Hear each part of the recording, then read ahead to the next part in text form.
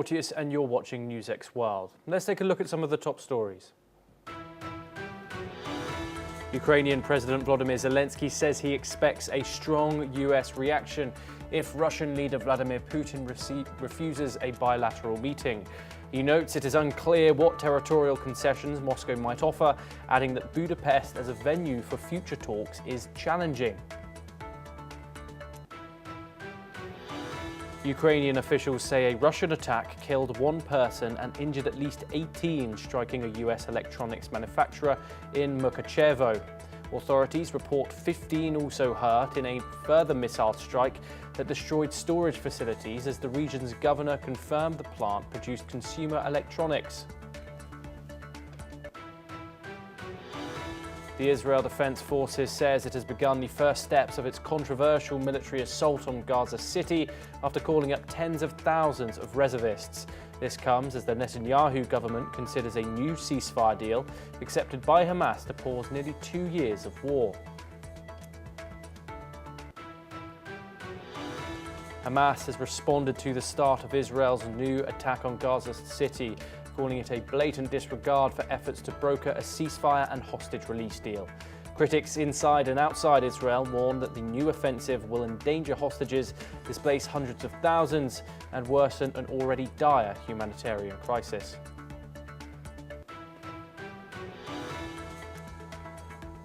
Vice President J.D. Vance and Defense Secretary Pete Hegseth will visit National Guard troops at Union Station amid protests chanting "Free DC." The scene marks the latest flashpoint in President Donald Trump's crackdown across the nation's capital. President Donald Trump's administration has imposed sanctions on 2 judges and 2 prosecutors at the International Criminal Court over the arrest warrant issued for Israeli officials. US Secretary of State Marco Rubio called the court a national security threat and an instrument of lawfare against the US and Israel. US Vice President J.D. Vance says European nations must pay the lion's share for Ukraine's security guarantees as Kyiv demands protection from Russian aggression. He notes Russia seeks some Ukrainian territories while President Trump pushes a peace deal that rules out US troops but could include American air support. Chinese President Xi Jinping urges unity during a surprise visit to Lhasa, marking 60 years since China established the autonomous region after annexing Tibet. Xi praises local officials for fighting separatism, but his speech avoids any mention of the Dalai Lama.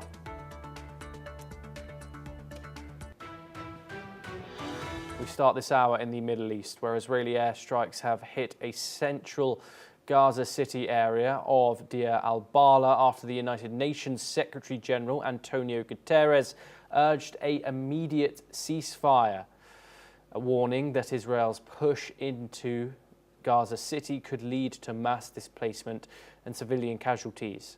This comes after Israel's military said it has begun the first steps of a major operation to capture Gaza City. According to reports, troops are holding the outskirts and tens of thousands of reservists have been called up with full deployment expected in September. The war, now in its 2nd year, has killed more than 62,000 Palestinians, according to Gaza health officials, alongside the 1,200 Israelis killed in Hamas's October 2023 attack that ignited the conflict. We're now joined by Peter Baum, who's the foreign editor of the weekly Blitz. He joins us live from London. Peter, thank you very much for taking the time to speak to us on this issue. Peter, the international condemnation is vast for this new military offensive, as images of starving children and of the decimation of the Gaza Strip fill up the headlines around the world and social media. Your thoughts of how the international community is responding to Israel's new offensive, including from inside Israel, many of which have signaled alarm over Netanyahu's actions in the Gaza Strip? Indeed. The international response, Thomas, is as expected and has been since Israel responded in the week after the October the 7th massacre. The Netanyahu government would have understood that and accounted for it and taken it into its analysis when deciding to go for the final push into Gaza. The only thing that would have stopped Netanyahu doing this, and I think we spoke about this previously, was if Donald Trump had not sanctioned the onslaught onto Gaza City, and if domestically there was sufficient pushback from the Israeli population against this current initiative. On the first issue, Trump has definitely given the green light. Of that, we have no doubt.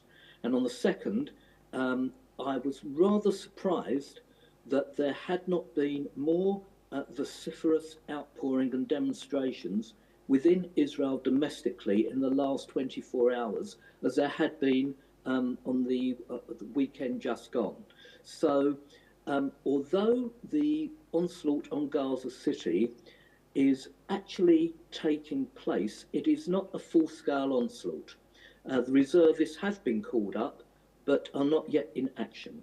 And Israel, very recently, in the last, I would say, 12 hours, has had quite a bit of military success in eliminating a number of those senior Hamas terrorists that were very high profile with the Red Cross handover in the initial release of the first wave of hostages, and eliminating those who were responsible for the awful murder of the young Bibas family.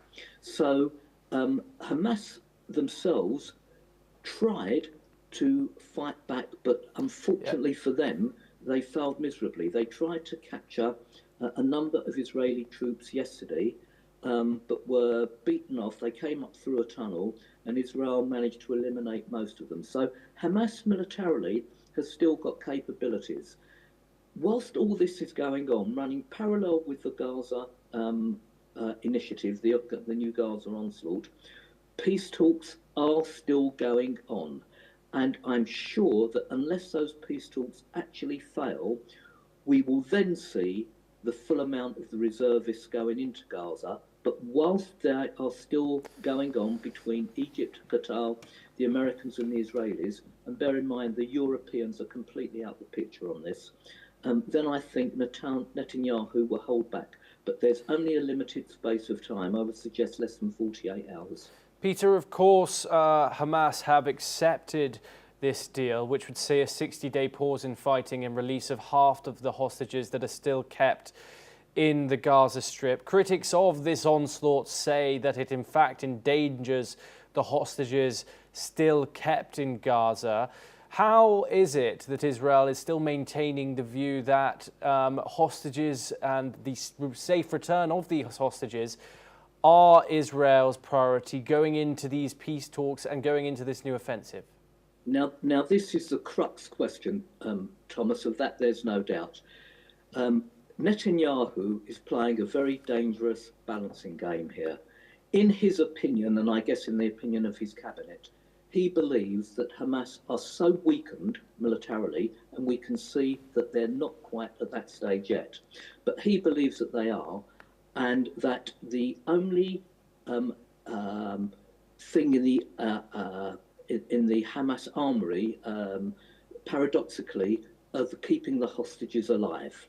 Now, if Netanyahu is wrong in his assessment and the hostages are killed, and Hamas will certainly blame Israeli military for doing that, then Netanyahu is in no man's land. No one will support him domestically, and I'm sure Trump will even give up on him then. So it seems that Netanyahu at the moment is willing to bluff his way forward and by calling up the reservists, although, as I've said, they haven't yet been called into action yet. But if any of the hostages are killed as a result of Israel's military action, then I'm afraid it's game up for Netanyahu and his government. So a very delicate balancing act he's playing here. We hope, the whole world hopes, that this peace initiative, this current one that's running parallel with the Gaza onslaught, will actually be successful. But we've been here so many times before, Thomas, Yes. I'm not sure that it will be.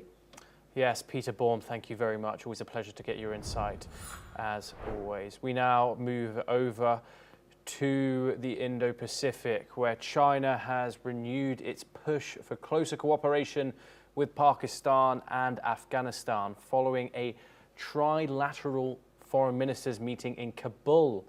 Chinese Foreign Minister Wang Yi met with his counterparts, including Afghanistan's acting Foreign Minister Amir Khan Muttaqi. During the course of the meet, Wang Yi said that the three countries should strengthen exchanges at all levels and consolidate strategic trust. Additionally, Wang called it necessary to improve the security dialogue mechanism, increase law enforcement coordination, and step up the fight against transnational terrorism. He also stated that China firmly opposes any external interference in the region and any moves undermining national sovereignty. Following the meet, Chinese state media reported that Wang urged Afghanistan to intensify action against the East Turkestan Islamic movement, a group Beijing blames for the unrest in Xinjiang. Beyond security, Wang highlighted the need to expand trade, investment and connectivity and called for both stability and growth across the region. We're now joined by Andrew K.P. Leung. He's a China strategist and he joins us live from London. Andrew, thank you very much, as always, for joining us. China has called on Afghanistan to intensify action against Turkestan Islamic movement that Beijing blames for unrest in Xinjiang. What more can you tell us about that situation? That is a very serious challenge for China because Xinjiang has always been used as a card to contain or to disrupt China. If you look at the map, Xinjiang occupies a very large territory. It controls the throat of the passage from the Western China to Central Asia and beyond. And also Xinjiang is home to a lot of the oil, gas, and other mineral reserves.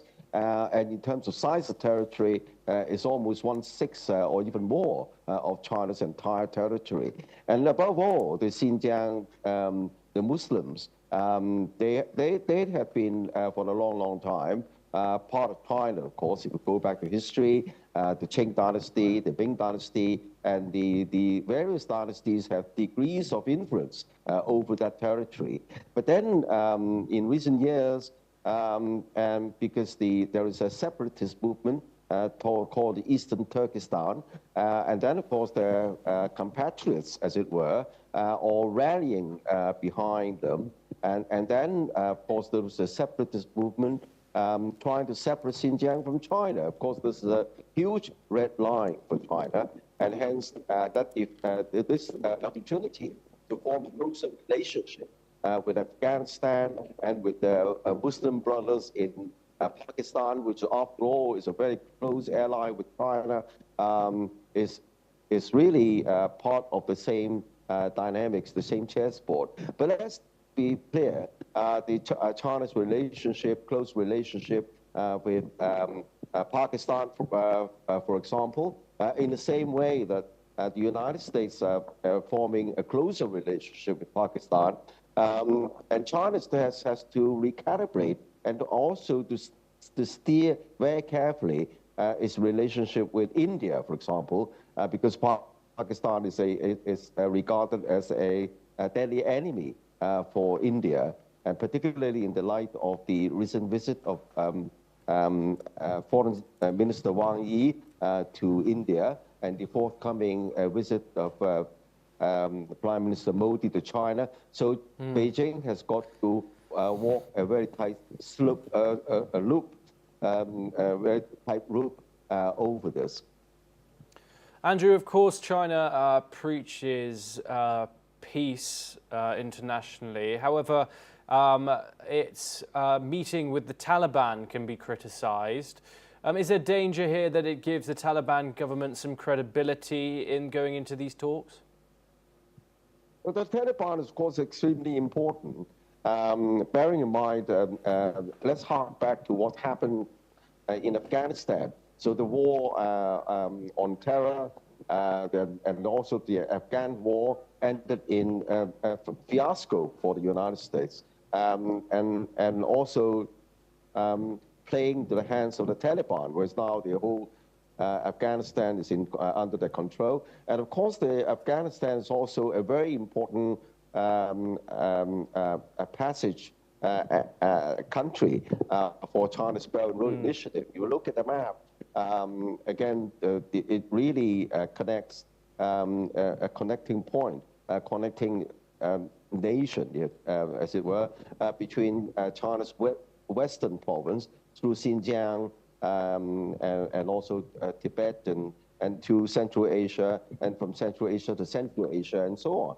So the ascendancy of the Taliban in Afghanistan, of course, presents both a challenge in terms of the ties with the Uyghurs, but also it's an opportunity, and hence this recalibration of relationships. Andrew KP Leung, thank you. You are staying with us to discuss further updates. We now move to Southeast Asia, where suspended Thai Prime Minister Paetongtarn Shinawatra attended a constitutional court hearing in a case seeking her dismissal over alleged ethics violations. Thailand's political landscape was shaken on July the 1st as Prime Minister Paetongtarn Shinawatra was suspended by the Constitutional Court. The move followed a petition from 36 senators accusing her of ethical misconduct over a leaked phone call with former Cambodian Prime Minister Hun Sen. These senators argued that Shinawatra should be removed from office for breaching constitutional provisions.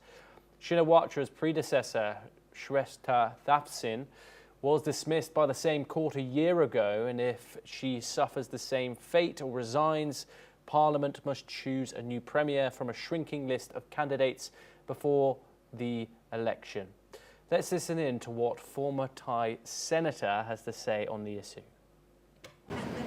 ความมั่นคงที่เราเห็นเนี่ยผมว่าพี่น้องประชาชนที่อยู่ทั้งประเทศเห็นโดยเฉพาะพี่น้องที่อยู่ชายแดนเห็นครับว่าคลิปตัวนี้ได้ทำให้เกิดข้อพิพาทโจมตีกันไปกันมาระหว่างผู้นำสองตระกูลแล้วนำไปสู่การเคลื่อนกำลังทหารเข้าปะทะกับทหารไทยมีการยิงจรวด BM-21 ใส่โรงพยาบาล11แห่งประชาชนล้มตายทหารต้องสู้รบมาจากคลิปนี้แหละครับเพราะฉะนั้นมองว่าศาลท่านให้ความยุติธรรมตามหลักนิติธรรมแน่นะครับเพราะฉะนั้นถ้าคุณแพทองธารเชื่อมั่นในข้อมูลก็อยู่ต่อก็รอศาลวินิจฉัยนะครับแต่ผมเชื่อว่าผลจะออกมาแบบคดีของอดีตนายกที่ผ่านมาเพราะว่าผมเป็นผู้มีส่วนร่วมในการยื่นตั้งแต่คุณสมัครสุนทรเวชคุณยิ่งลักษณ์ชินวัตรคุณเศรษฐาทวีสิน3คดีรวมกันยังความหนักเบาเนี่ยน้อยกว่าคดีคุณแพทองธารมัดรวมกัน We're now once again joined by Andrew KP Leung to discuss this ongoing situation in Thailand. Andrew, for those who don't know, could you give us a bit of a rundown on the current political instability that Thailand is facing?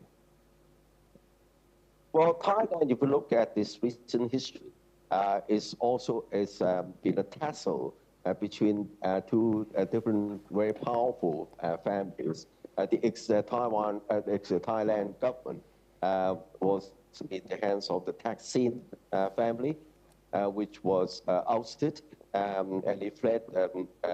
He was in exile, and now his forces, his backers are coming back and maybe pushing his proxies in the next election. And then the current court cases is part of the theater because you can always target your opponents, certain perceived or real misfeasance, and then use the court as a weapon. So this is what we're seeing, is a tussle between different families. And the current young lady prime minister is now in a very weak position. having stepped over the bounds and it's been taken advantage by her opponents. And that's what we're seeing now. Yes, indeed. Thank you, Andrew, for that comprehensive rundown. We now move on and stay in the Indo-Pacific yet again, where Taiwan plans to raise its 2026 defense budget by 22.9% to $949.5 billion to $31.27 billion, exceeding 3.3% of its GDP. For the first time since 2009, it's crossed the 3% threshold. That's Taiwanese dollars. This sharp increase follows growing military pressure from China and US calls for Taiwan to take greater responsibility for its own defense. Premier Cho Jung-tae said the move demonstrates Taiwan's resolve to protect its sovereignty and contribute to Indo-Pacific security. Taiwan is adopting a NATO-style defense model by including the Coast Guard and veterans in its budget. The Coast Guard, often engage in confrontations with China's forces, will now be formally recognized as part of national defense. The budget includes 117 billion Taiwanese dollars in special funds for new fighter jets and naval upgrades. China, meanwhile, continues to modernize its military, with defense spending rising 7.2% this year to $248 billion, further intensifying cross-strait tensions. Andrew, where are we now? Obviously, there is much tension around the island of Taiwan and China's possible ambitions there. Where are we now in regards to the tensions between the two, between the island and the mainland? It's, of course, the Taiwan Relations Act in the United States, which was introduced when Taiwan was de-recognized as a nation and replaced by the People's Republic of China. But at the same time, the Taiwan Relations Act was implemented to enable the United States to continue to supply arms to Taiwan to defend itself without committing the United States troops on the ground. So this has been going on for decades. What we're seeing now is, of course, that President Trump is demanding the Taiwanese government to spend more on its defenses, to buy more American weapons, but it's becoming more and more equivocal in its commitment to defend Taiwan.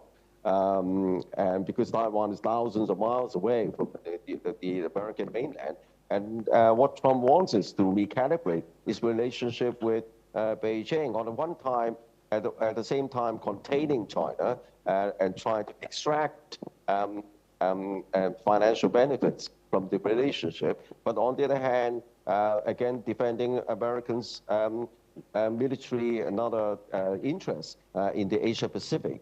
And hence, so we're seeing this is happening. But even though Taiwan is Trump up, it's only a drop compared with what was the PLA's military dominance in terms of aircraft, 2 aircraft carrier battle groups, nuclear power submarines, and also missiles. And yes. The recent exercises show that Beijing still retains an overbearing dominance, particularly translated into a blockade situation without even firing a shot, because Taiwan depends on import of resources, materials, and even food products from the outside.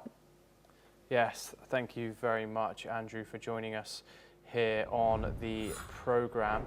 We now move over to Europe for a developing story where Spain's Zamora province joint teams from the Spanish Military Emergencies Unit and France's Civil Security Intervention Regiment are battling flames in the Porto area.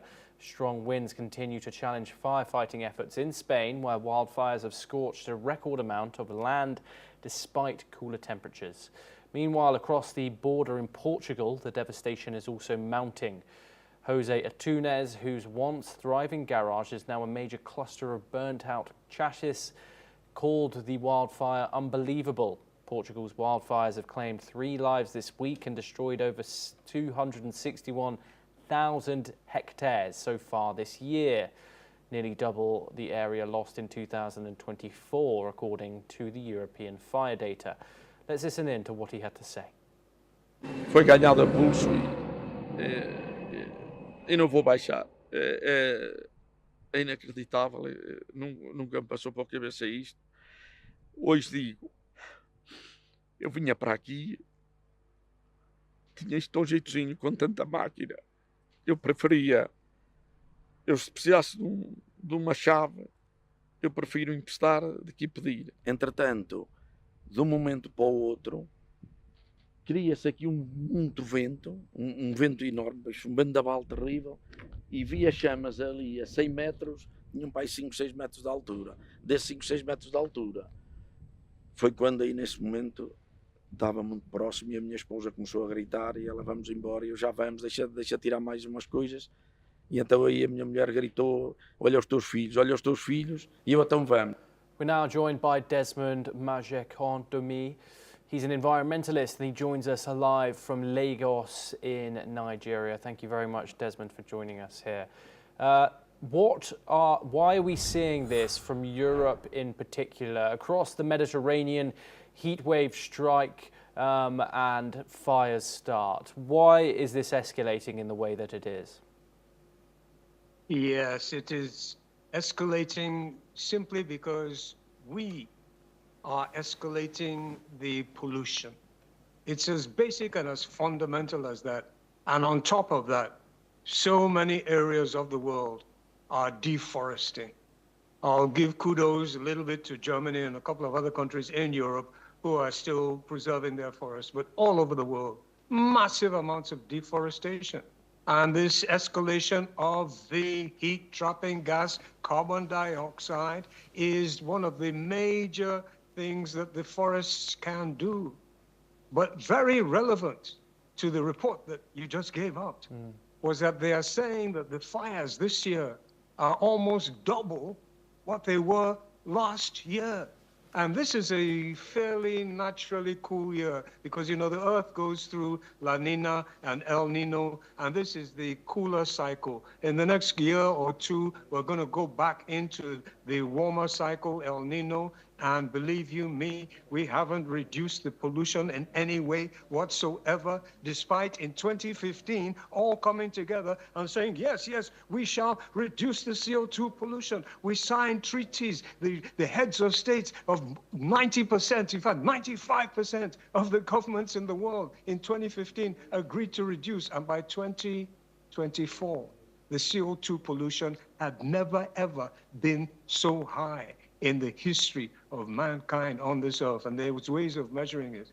So more heat-trapping gases, more heat to be trapped. If there is more heat, you're gonna have drier conditions, and drier conditions, you're gonna have bigger fires. It is basic, it's fundamental, it's 2 + 2.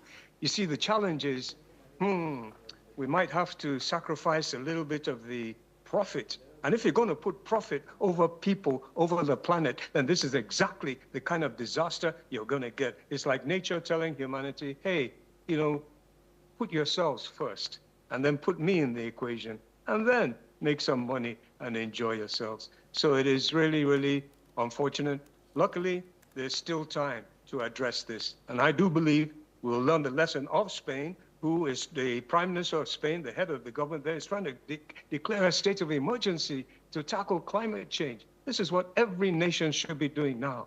It's the biggest issue, it's the biggest problem humanity has ever faced, and it's getting worse every year. Desmond, pleasure as always to talk to you, and thank you for taking the time to talk to us. We now have ran out of time. We will continue to bring you more news updates from around the world. Thank you for joining us.